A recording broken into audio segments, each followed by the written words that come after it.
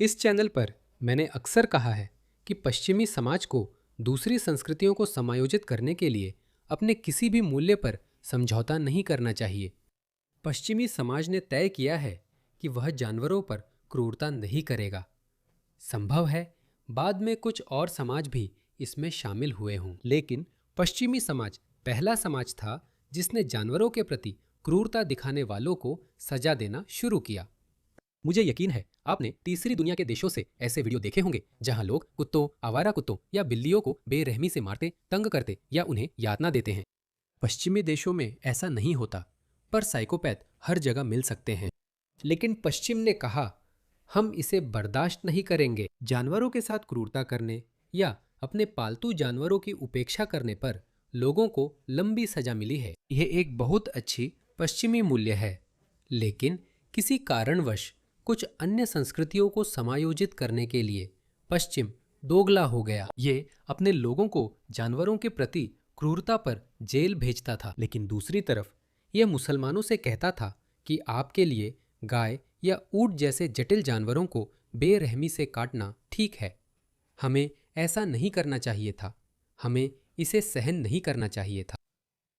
इसीलिए आपके लिए यह जरूरी है कि आप दूसरी विदेशी शत्रुतापूर्ण संस्कृतियों के लिए कोई रियायत न दे। इसे देखिए, क्योंकि यह कभी खत्म नहीं होगा। अब ये लोग कुत्तों के पीछे पड़ गए हैं। वे मुसलमान कुत्तों से नफरत करते हैं।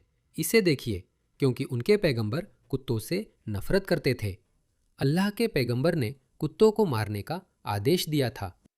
उस समय क्योंकि मोहम्मद चीजें अपने हिसाब से बनाते रहते थे, तो उन्होंने ऐसा ही किया, क्योंकि उन्हें कुत्तों से नफरत थी। वो ऐसे थे जैसे, जानते हो क्या, सभी कुत्तों को मार दो, जैसे कोई पागल आदमी। फिर उनके अनुयायियों ने सबको मारना शुरू कर दिया।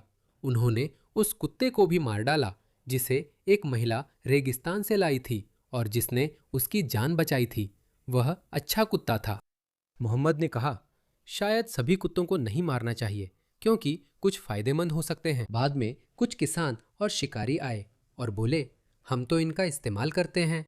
फिर मोहम्मद ने कहा, उन्हें मारने से मना किया और कहा, सिर्फ काले कुत्तों को मारो, सिर्फ सारे काले कुत्तों को मार दो। क्या ये हैरान करने वाला नहीं है? इसलिए वे उससे नफरत करते हैं। पर अब देखो कौन उनकी बात मान रहा है। पश्चिमी लोग अपने कुत्तों से उतना ही प्यार करते हैं जितना मुसलमान उनसे नफरत करते हैं। तो हमने हाल के महीनों में यह देखा है कि मुसलमान, क्योंकि उनकी संख्या बढ़ रही है और वे अपने अलग थलग इलाके और घेट्टो बना रहे हैं, और उन्हें लगता है कि उन्हें दूसरों पर अपनी इच्छा थोपने का अधिकार है। मैंने आपको कई वीडियो दिखाए हैं जहां पश्चिमी लोग मुसलमानों से टकराते हैं, जो उन्हें कहते हैं कि यहाँ अपना कुत्ता नहीं लाना चाहिए। कुछ पार्कों में अचानक कुत्तों की अनुमति नहीं के बोर्ड लग रहे हैं। देखिए, ये सब किसके कहने पर हो रहा है? हमेशा वही लोग, बिना दिमाग, वोक सिर फिरे। इस औरत को देखिए और देखें ये लोग इसे कैसे दिखाते हैं। ये मुसलमानों की वजह से नहीं, सिर्फ कुत्तों के बारे में है। देखिए इस बूमर औरत को। हमारे पास एक समस्या है, और असल में हाँ, ये बहुत कुछ नेशनल पार्क्स के बारे में है और लोगों को वहाँ ले जाने और नेशनल पार्क्स को सभी के लिए बनाने के बारे में है। नेशनल पार्क्स सभी के लिए? अगर वहाँ कुत्ते हैं तो ये नेशनल पार्क्स मुसलमानों के लिए नहीं, क्योंकि मुसलमान कुत्तों से नफरत करते हैं। समस्या में से एक है कुत्ते, और असल में ये सिर्फ इस बात तक सीमित नहीं है कि बहुत से मुसलमानों को कुत्तों से परेशानी होती है। घिनौना। बात उन लोगों की है जो कुत्तों को काबू नहीं रखते। लेकिन मुसलमानों को कुत्तों से दिक्कत क्यों है? क्योंकि उनमें से बहुत से लोग कुत्तों को पालतू नहीं रखते, उनके पास कुत्ते होते हैं। लेकिन इससे बाकी लोगों को नहीं रुकना चाहिए। क्या बेवकूफ बूमर है। मैंने अभी आपको दिखाया कि वे कुत्तों से क्यों नफरत करते हैं। यही वजह है कि वे कुत्तों से नफरत करते हैं। ऐसे बहुत सारे उदाहरण हैं। असल में मैं आपको मोहम्मद के ऐसे बहुत सारे सुनहरे कथन दिखा सकता हूँ। इसे देखिए, अगर कुत्ते जीवों के समुदायों या जातियों में से एक ना होते तो मैं आदेश देता कि उन सबको मार दिया जाए, लेकिन जो पूरी तरह काले हैं उन्हें मार दो।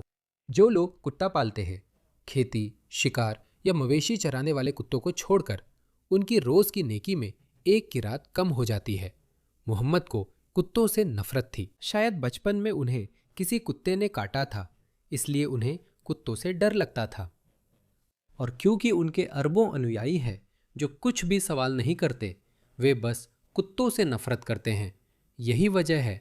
लेकिन इस बूमर को देखो, वो कह रही है क्योंकि इनके पास कुत्ते पालतू जानवर के तौर पर नहीं होते। ये लोग इनके पास कुत्ते पालतू जानवर के तौर पे नहीं होते। इनके पास कुत्ते, ये बात बाकी सभी को नहीं रोकनी चाहिए, लोगों को अपने कुत्तों को देहात ले जाने से। क्योंकि कुछ लोग ऐसे हैं जिन्हें ये पसंद नहीं है। बहुत सारे लोग हैं, जैसा कि हम जानते हैं और हम सब जानते हैं, ऐसे लोग हैं जिन्होंने बहुत बुरी तरह से ये झेला है। लेकिन ये जो जोकर है, ये आपकी आज़ादी, आपके मूल्य एक एक करके कुर्बान करते रहेंगे। अपने चहेतों के लिए जगह बनाते हैं क्योंकि वे इसे अपनी खास मुहिम मानते हैं और आत्मघाती सहानुभूति से ग्रस्त हैं। वे बस खुद को अच्छा महसूस कराना चाहते हैं। वे इन दूसरी समुदायों के हीरो बनना चाहते हैं। इसलिए वे कहेंगे, मुसलमानों, आपको कुत्ते नहीं चाहिए। ठीक है, आइए कुत्तों के खिलाफ अभियान चलाएं। फिलिस्तीन को आज़ाद कराना है, हम साथ जुड़ेंगे। यही बात है, बस इतना ही। यही वजह है। अब आप समझ गए? इसी वजह से कांग्रेसमैन रैंडी फाइन ने ये बात कही थी। अगर वे हमें मजबूर करें तो कुत्तों और मुसलमानों में चुनाव मुश्किल नहीं है। उन्होंने ये तब कहा जब न्यूयॉर्क के एक मुसलमान ने कहा, न्यूयॉर्क सिटी इस्लाम की ओर आ रही है। इन लक्ष्यों और महत्वाकांक्षाओं को देखिए, ये इस्लाम की ओर बढ़ रही है। हाँ, कुत्तों का समाज में निश्चित रूप से एक स्थान है, यानी शिकार और खेती में इन्हें पैगंबर के कहने पर इस्तेमाल किया जाता है। ये लोग बहुत कट्टर सोच वाले हैं और खुद सोचते नहीं। ये इस्लाम का पूरी तरह से पालन करते हैं। इसे देखो। असल में वो हिजाब पहनती है, चाहे जैसा भी हो, आधा हिजाब आधा कुछ और। तो ये जो तथाकथित लिपस्टिक मुस्लिम है, वो लिपस्टिक मुस्लिम नहीं है। मुझे लगता है कि वो पूरी तरह से जिहादी है क्योंकि वो फिलिस्तीनी है। लेकिन लिपस्टिक मुस्लिम जो वेस्टर्न मॉडर्न कपड़े पहनते हैं, अंदर से उनके अंदर अब भी वही मूल्य, विचार और बातें हैं जो उनके 7वीं सदी के युद्ध नेता पैगंबर ने फैलाए थे। यही बात है। देखिए, वो कह रही है कि न्यूयॉर्क सिटी इस्लाम की ओर बढ़ रही है। कुत्तों का समाज में स्थान है, घर में पालतू नहीं, जैसे मोहम्मद ने कहा था। जैसा कि हमने हमेशा कहा है, वे अशुद्ध हैं। जानते हो क्या, कौन अशुद्ध है? तुम अशुद्ध हो। मैं अपने कुत्ते पर तुमसे ज्यादा भरोसा करूंगा, इसमें कुछ गलत नहीं। कांग्रेसमैन रैंडी फाइन ने कहा, माफ करना, मैं तुम्हारे ऊपर अपने कुत्ते को चुन रहा हूं। हमें मजबूर मत करो। वह असल में कह रहे हैं, अगर वे हमें चुनने के लिए मजबूर करते हैं तो। अगर वह ट्वीट यहीं से शुरू हुआ होता तो ठीक है, लेकिन असल में कहा गया, अगर वे हमें चुनने के लिए मजबूर करते हैं, और मैं इसे आगे बढ़ाऊंगा। मैंने कहा, मैं कहूंगा कि अगर वे हमें चुनने के लिए मजबूर करते हैं तो जानवरों के प्रति क्रूरता और मुसलमानों के बीच चुनाव करना कोई मुश्किल काम नहीं है। यानी हलाल वध पर प्रतिबंध लगाए। ये क्रूर है। पश्चिमी समाज ने सामूहिक रूप से तय किया कि जानवरों के प्रति क्रूरता सहन नहीं करेंगे और अतिरिक्त खर्च उठाएंगे। हम कसाईयों और बूचर खानों को पहले जानवर को बेहोश करने के लिए मजबूर करेंगे। क्या इससे तुम्हारे कामकाज की लागत बढ़ती है? तो बढ़े, लेकिन हम क्रूर नहीं होंगे। लेकिन मुसलमान आए और इस जैसी बूमर औरत ने कहा, नहीं, हमें उनके साथ दयालु होना चाहिए, और हम दयालु हैं। और नतीजा देखिए, वे रुकने वाले नहीं हैं। वे जो आपने दिया है उससे संतुष्ट नहीं होंगे और बार बार और मांगेंगे। वे और अधिक मांगेंगे। इसलिए मैं रैंडी फाइन का प्रशंसक हूं, जिन पर पियर्स मॉर्गन ने हमला किया था। सच कहूं तो मुझे नहीं पता पियर्स मॉर्गन की आलोचना सच्ची है या बस उनकी आदत है। वे सिर्फ विवादित चीजें ढूंढते हैं, मेहमान बुलाते हैं और व्यूज बढ़ाते हैं। अगर यही उनका बिजनेस मॉडल है और उनके लिए काम कर रहा है तो ठीक है। उन्होंने उसे कोट ट्वीट कर कहा, तुम घिनौने कमीने हो। इसमें घिनौना क्या है? अगर आप चाहते हैं कि मैं जानवरों से क्रूरता करूं, कुत्ते को छोड़ूं या अपने समुदाय में मुसलमानों को रहने दूं, तो माफ कीजिए, ये कोई मुश्किल चुनाव नहीं है। इसमें कुछ भी गलत नहीं है। तो खैर, अपने वादे के मुताबिक, अपने अंदाज के मुताबिक पियर्स मॉर्गन ने रैंडी फाइन को बुलाया और उन्हें खुद को समझाने का मौका दिया। सुनिए। हमास का समर्थन अमेरिकी मुसलमानों ने किया। अमेरिकी मुसलमानों का एक बहुत बड़ा प्रतिशत शरीयत के तहत जीना चाहता है। ये तथ्य कि ये 100% नहीं है, इसका मतलब ये नहीं है कि ये कोई समस्या नहीं है, और ये भी सिर्फ 1% नहीं है। ये ऐसे लोगों का महत्वपूर्ण प्रतिशत है जो हमसे ये मांग कर रहे हैं कि हम उनके तरीके से जिएं।